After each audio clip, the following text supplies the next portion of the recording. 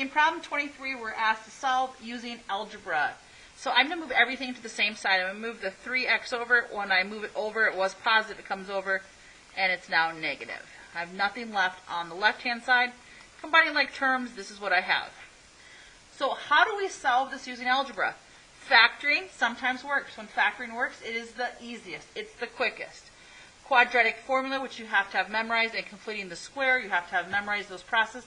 They will always work. So if you try to factor and you're like, it's not factorable, then you have to rely on one of these two methods. It's up to you. But you need to have one of these in your back pocket to know how to use it as a tool.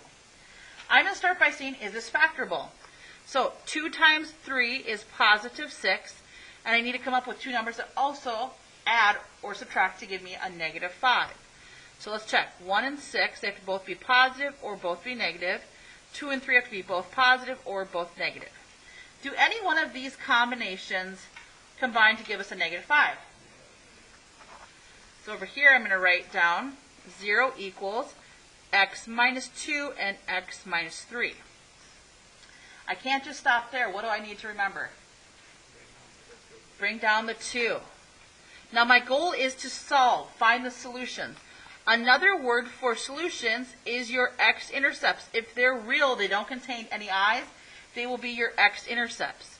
So I have 0 equals, I am reducing this, so I have negative 1 and negative 3 halves. Remember, this lies to us. So one answer is positive 1, the other answer is positive 3 halves. That's equivalent to 1.5. How can you check to see if you did this right? There's a couple ways. The slowest way would be come back to this original equation and plug in 1. The left side better equal the right side when you plug in 1. Likewise, when you plug in 1.5, the left side better equal the right side. Is there a quicker way to do that? Yeah. The quicker way is to take this equation, and I'm going to graph y equals, once it's equal to 0, y equals 2x squared minus 5x plus 3.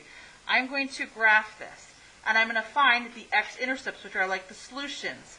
They better be positive 1 and positive 1.5. That's what I'm going to show you and demonstrate next.